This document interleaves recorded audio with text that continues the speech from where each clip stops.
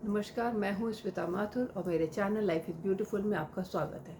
Life is beautiful यानी ज़िंदगी खूबसूरत है। और जैसा कि मेरे चैनल की टैगलाइन है, what ever you think you become. आप जैसा सोचते हो वैसे हो जाते हो। यानी कि इंसान की जो सोच होती है, जो उसका थॉट प्रोसेस होता है, उसके जो आउटलुक होता है, उसी के हिसाब से उसको अपनी पूरी ज़िंदगी दिखाई देती है। अगर आप पॉजिटिव दिशा में सोचते हो, पॉजिटिव विचार रखते हो, तो ज़िंदगी आपको पॉजिटिव दिशा में जाती दिखाई देगी। और अगर आप नेगेटिव विचारधारा रखते हो तो आपको सब कुछ लाइफ में नेगेटिव ही दिखेगा। तो इंसान की सिर्फ ये सोच ही है जो ज़िंदगी में बहुत बड़ा परिवर्तन ला सकती है, अगर हम इसमें थोड़ा सा परिवर्तन करें तो हमने जैसे कि बहुत पहले ही अपने पहले दूसरे वीडियो में भी मैंने बताया था कि हम अपने इस चैनल पे जो भी कंटेंट अपलोड करेंगे उसमें कहीं ना कहीं हमारा ये मकसद होगा कि हम सिर्फ सोच के बारे में ही कुछ ऐसी बातें करें ज़िंदगी के कुछ विशेष पहलुओं पे, जहाँ पे किस तरह से हम अपने नज़रिए को बदल करके ज़िंदगी को बेहतर से बेहतरीन बना सकते हैं। बिकॉज लाइफ इज़ ब्यूटीफुल, जो कि मेरे चैनल का नाम है। और जो मैंने टॉपिक्स पहले मेंशन किए थे जिनको कि हम अक्सर टच करेंगे, उनमें हेल्थ जो टॉप पे है, रिलेशनशिप्स जिसमें मैंने पहले भी बताया कि हर तरह के रिलेशनशिप, सिर्फ मैन वुमन रिलेशनशिप नहीं, आपके घर के सारे संबंध, समाज के सारे संबंध, आपके पड़ोसी, दोस्त, आपके सबॉर्डिनेट्स, आपके बॉस, कुलीग, सभी कुछ उसमें है। तो उन सब के संबंधों को लेके भी बहुत सारे ऐसे इश्यूज़ होते हैं, उन पे भी हम लोग बात करेंगे कि कहाँ हम अपनी सोच को बदल करके संबंधों को बेहतर बना सकते हैं। और इसी तरह एक थर्ड टॉपिक जो मैंने पहले मेंशन किया था वो था बच्चों की पेरेंटिंग, यानी उनका लालन पालन, उनकी अपब्रिंगिंग। तो बच्चों की जो अपब्रिंगिंग है उसको लेकर के आज मैं पहला वीडियो में लेकर के आज यहाँ पे आई हूँ। और ये है बच्चों की अपब्रिंगिंग से जुड़े कुछ डूज एंड डोंट्स के बारे में। यानी कि हम बच्चों की लालन पालन के दौरान, उनके अपब्रिंगिंग के दौरान, उनके जो ग्रोइंग ईयर्स होते हैं उनमें as a parent, as a mother हम क्या करें और क्या ना करें, यानी हमारा जो व्यवहार है वो कैसा होना चाहिए। जैसा कि हम सब जानते हैं कि बच्चे जो हैं वो बहुत ही कोमल मन के जीव हैं, जो अभी दुनिया में नए नए आए हैं, 2 4 5 साल हुए हैं। तो उनके दिमाग पे वो सब कुछ बहुत ही, कहते हैं, गहरा अंकित होता है। जो कुछ भी हम उनके सामने कहते करते या जो हमको वो करते देखते हैं, और बच्चे वही करते हैं जनरली जो हमको करते देखते हैं। तो आप सिर्फ बच्चों को सिखा करके उनको बेहतर नहीं बना सकते, आपको खुद भी वैसे ही होना होगा। क्योंकि बच्चे किताबी ज्ञान से इतने प्रभावित नहीं होते जितना कि वो लाइफ में अपने आसपास लोगों को देख करके होते हैं। और जैसा कि हमेशा होता है, बच्चा एक सॉफ्ट जीव है, अब नया नया दुनिया में आया है।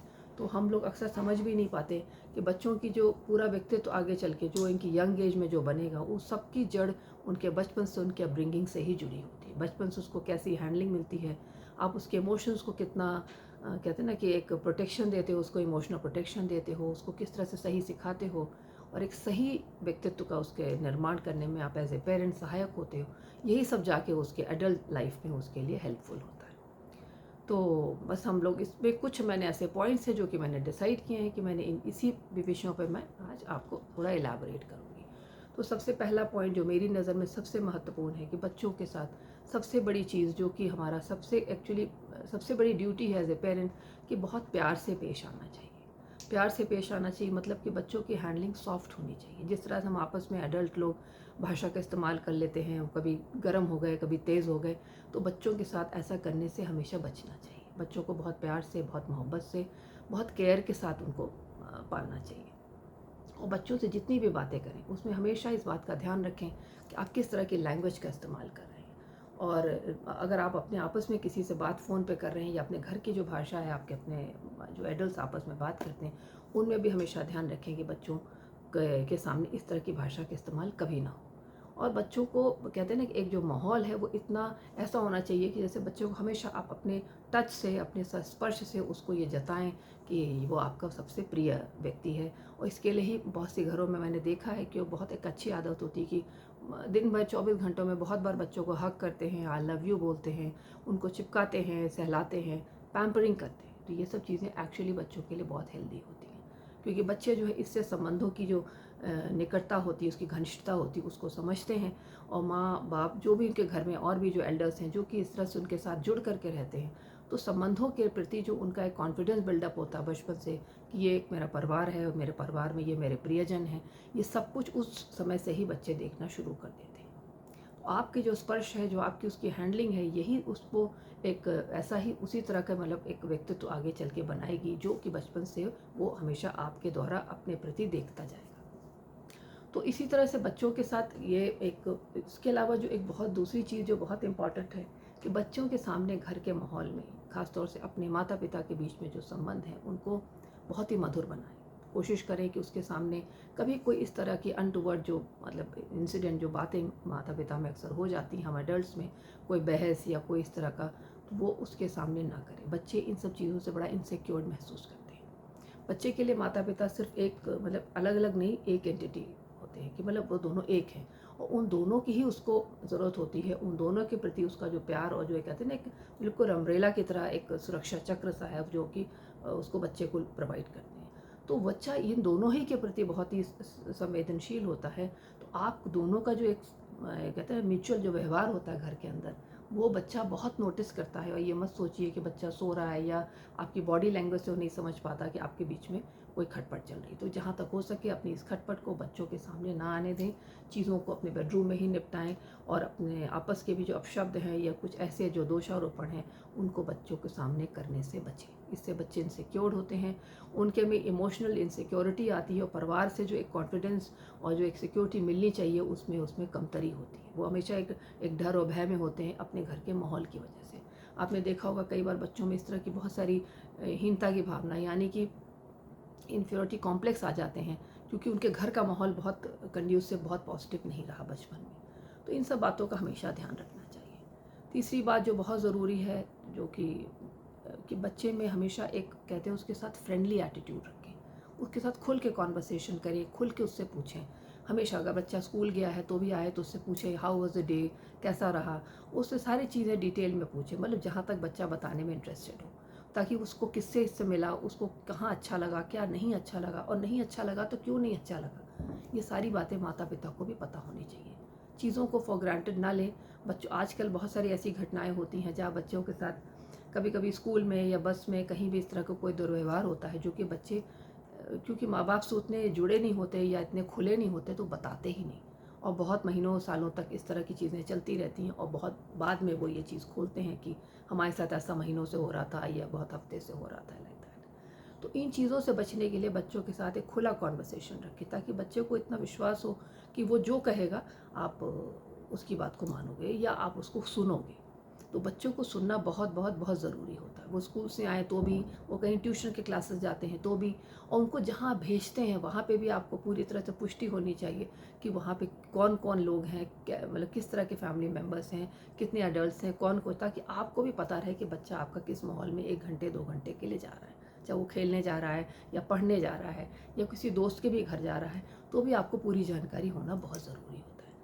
और अगर कुछ बच्चे के साथ होता है तो आप उसके चेहरे को देखकर या किसी उसके व्यवहार को देखकर अगर आपको कुछ ऐसा लगता है कि ये चीज़ें नॉर्मल नहीं है तो उससे तुरंत उससे उसी वक्त कॉन्वर्सेशन करें और उसको अपने कॉन्फिडेंस में लेकर उससे पूछें कि क्या बात है, why you not normal, why you not behaving normally, anything bothering you. इस तरह के सवाल करके बच्चों को प्यार से, मोहब्बत से उसके मन का हाल जाने। ये बहुत ज़रूरी होता है क्योंकि माँ बाप से निकट एक उम्र में मतलब 20-22-23 साल की उम्र तक तो माँ बाप से ज़्यादा करीब कोई नहीं होता। तो बच्चे जितना अपना कॉन्फिडेंस मतलब माँ बाप के साथ जितना कॉन्फिडेंटली अपने को शेयर कर सकते हैं उतना किसी से नहीं करते। तो बच्चों को इस तरह का कॉन्फिडेंस दें ताकि वो अपने मन की हर बात आपसे कह सकें। इसके बाद आता है चौथे नंबर पे कि बच्चों की तुलना, कहते हैं कि तुलना करना वैसे हेल्दी है कि आप किसी अच्छे रोल मॉडल के रूप में किसी को उनके सामने दिखाएं कि देखो वो ऐसा है या उसने ऐसी अच्छा कहीं कुछ परफॉर्मेंस दी है या कुछ एकेडमिकली कुछ अचीव किया है तो आप ऐसा करें। लेकिन तुलना हमेशा ऐसे व्यक्तियों से करें जो कि उसके आसपास के ना हो, मतलब जो लाइव उससे मिलते जुलते ना हो। कहते हैं कि अगर आप उनके पड़ोसी के बच्चों से या अपने किसी रिश्तेदार के बच्चों से या और किसी अपने दोस्त वगैरह के अगर बच्चों से अगर बच्चों की तुलना करते हैं तो बच्चे सीखते तो कम हैं या उनको आइडलाइज तो नहीं करते, बल्कि उनके अंदर एक ईर्ष्या की भावना आ जाती है उन बच्चों के लिए जिनकी आप तारीफ़ करते हैं। क्योंकि बच्चा एक्चुअली कभी नहीं चाहता कि माँ बाप उसके अलावा किसी और को कोई तवज्जो दे या उसकी तारीफ़ करें या इम्पोर्टेंस दें, ख़ासतौर से उसकी तुलना करके।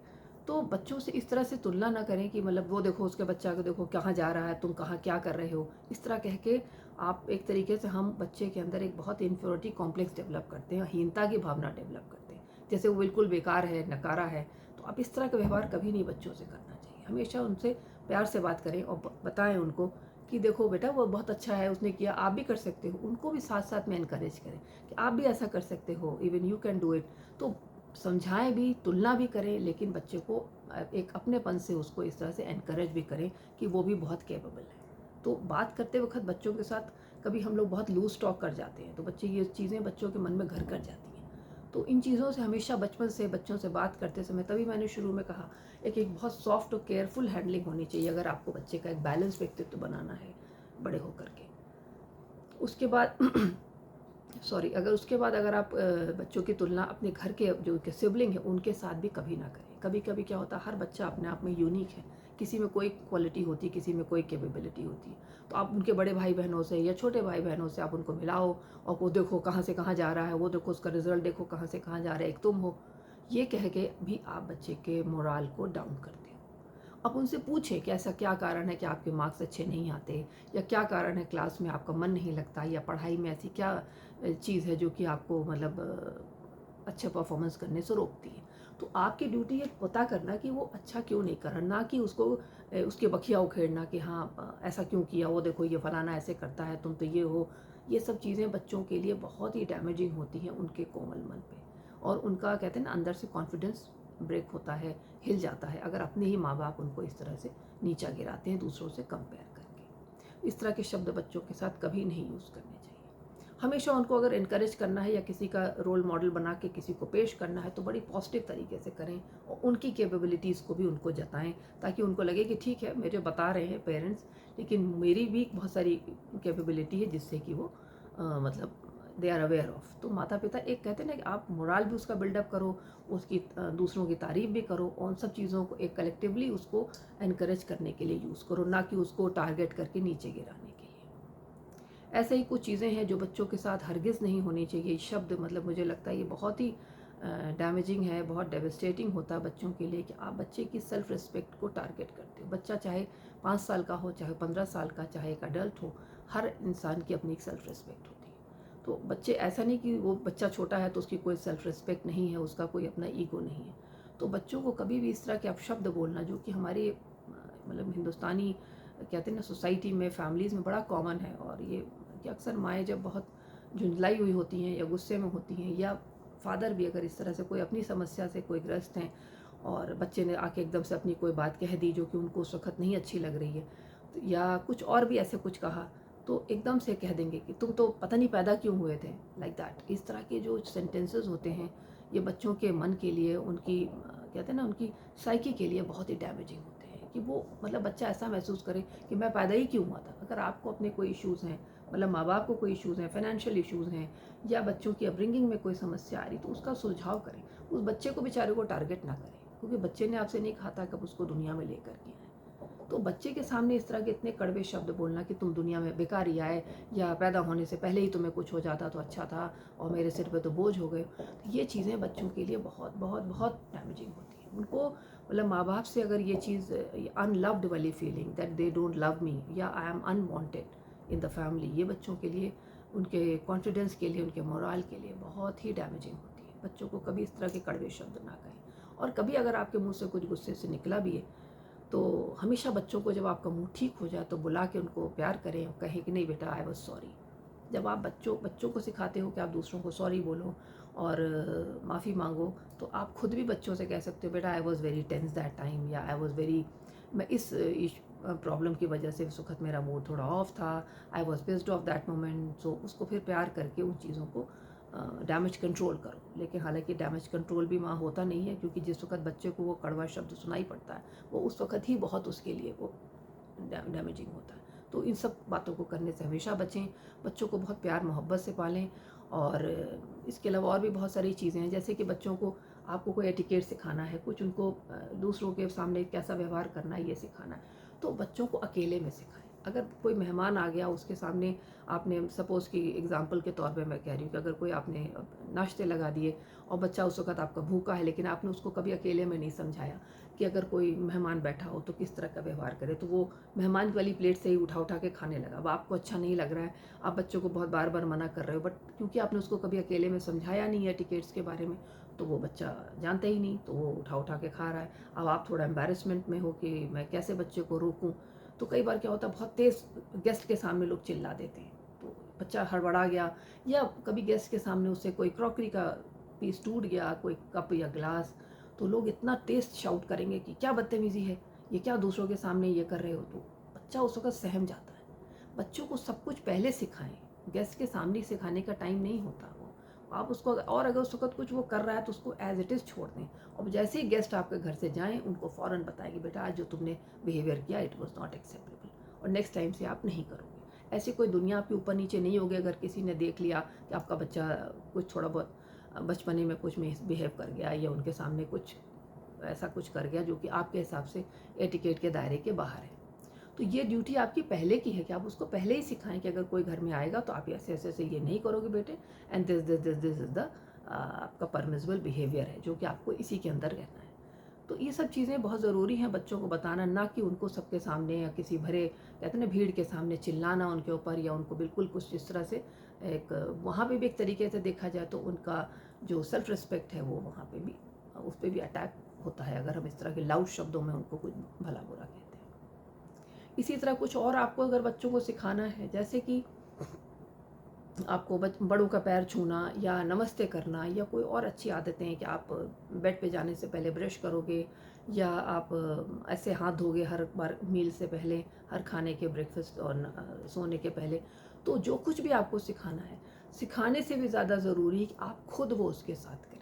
मतलब अगर आप ब्रश उसके साथ खड़े होकर करेंगे 10 बार, उसके सामने हाथ धोएंगे आप डिसइंफेक्टेंट उस सोप से, तो वो बच्चा भी सीखेगा। खुद उसको सिखाएं, उसके सामने करें, यानी कि बच्चे को सिर्फ वर्बली बताना कि ये करो, ऐसे करो, ये बोलना चाहिए, ये उतना कारगर नहीं होता जितना कि वो खुद करना होता है। अगर आप बच्चों को चाहते हैं कि वो बुक्स पढ़े और स्टोरी बुक्स पढ़े ताकि उसकी वोकेबलरी बेहतर हो या इंग्लिश की लैंग्वेज बेहतर हो, वॉट, तो आप उसके साथ खुद पढ़ें बहुत समय तक। ये नहीं कि आपने कह के निकल गया, आप सोचेंगे बच्चा बड़ा वोरेशियस रीडर बन जाएगा, तो ऐसा बहुत कम होगा।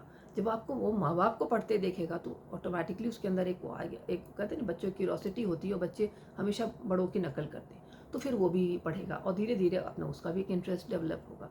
तो ये सब चीज़ें आपको खुद भी करनी होंगी बनिस्बत कि उसको, सॉरी, बजाय कि उसको आप उसको सिर्फ यही सिखाएं कि ऐसे ऐसे ऐसे ऐसे करना और ये नहीं करना, ऐसे बच्चे कभी नहीं सीखते। खुद भी वही करें, बच्चों के सामने झूठ बोलने से बचें। अगर कभी कोई बाहर का कोई ऐसा व्यक्ति आया है या किसी की कॉल आई है जिनसे कि आप बात नहीं करना चाहते, तो किसी एक डिसेंट तरीके से उस कॉल को रिजेक्ट करें बच्चों के सामने, और ये नहीं कि ये कह के कि बोल दो कि मम्मी घर पे नहीं है या पापा घर पे नहीं है, मैं इस वक्त उनसे बात नहीं करूँगा। इस तरह से ये जो चीज़ें होती हैं, बच्चों को इतना कंफर्टेबल कर देते हो झूठ बोलने को लेकर के कि अगर आपको कोई प्रॉब्लम हो, किसी से बात नहीं करनी हो, तो आप झूठ बोल सकते हो। तो जब आपने ऐसा व्यवहार किया तो बच्चा कहेगा ये तो बड़ा नॉर्मल सी चीज़ है, when they can do even I can do. तो आपने उसको झूठ बोलने का एक तरीके से कहते हैं ना कि एक वो दे दिया, मतलब परमिशन दे दी कि दिस इज़ वेरी नॉर्मल। अगर आपको कोई चीज़ लाइफ में नहीं पसंद, आपका दोस्त या आपका कोई भी आपके साथ ऐसा कुछ करता है, तो आप उसको फ़ोन पे झूठ बोल सकते हो। तो ये सब आदतें भी ना करें जो आप खुद में नहीं देखते, मतलब कहते हैं ना दूसरों में देखना नहीं चाहते, वो खुद भी ना करें। ये तो अपना बच्चा सबसे पहले उसको कॉपी करता है। तो बच्चों को के लालन पालन में हमेशा ध्यान रखें कि बहुत बड़े बड़े खिलौने या बड़ा घर या बड़ी कहते हैं ना कि गाड़ी या ऐसी कोई चीज़ उनको प्रोवाइड करने से भी ज़्यादा ज़रूरी है कि आप कैसा व्यवहार उनके साथ करते हो, कैसी उनकी साइकी डेवलप होती है, यानी कि उनकी जो सोच है, उनकी जो एक समझ है, वो कैसी आपके साथ डेवलप होती है। बच्चे रिश्तों को कितना समझते हैं, प्यार मोहब्बत को कितना समझते हैं, कितना सीखते हैं एज ए ह्यूमन बीइंग, और कैसे खुद को डेवलप करते हैं चारों दिशाओं में, यानी कि खेल कूद में भी, पढ़ाई में भी, हर जगह उनको इनकरेज करें, आगे बढ़ाएं, और बच्चों की कमियों को बजाय उछालने के उनके जो गुण हैं उनको आगे बढ़ाएं और उनकी कमियों को ठीक करने में उनकी मदद करें। तो बच्चों को बहुत ही कहते हैं ना एक सॉफ्ट हैंडलिंग दे, जैसा मैंने पहले भी कहा, और ये बात कभी ना भूलें कि यही वो बच्चे हैं जो कि, और आपकी यही परवरिश है, यही अपब्रिंगिंग है जो कि आगे चल के मतलब सोसाइटी में वो आपको रिप्रेजेंट करेगा, ये उनका बच्चा है, और आपका नाम सिर्फ उसके पासपोर्ट पे, आधार पे नहीं, बल्कि उसकी पूरी लाइफ उसके साथ जुड़ा रहेगा। तो बच्चों को एक बेहतर नागरिक बनाएं, और ये इसकी शुरुआत उनके एक बेहतर बैलेंस्ड और एक होलसम बचपन के साथ करें। तो बस आज के वीडियो में इतना ही। आशा आपको वीडियो पसंद आया होगा। अपने कमेंट्स हमें ज़रूर दें कि आपको कैसा लगा, और अगले वीडियो में हम आपसे फिर मिलते हैं। तब तक के लिए thank you, bye bye, take care.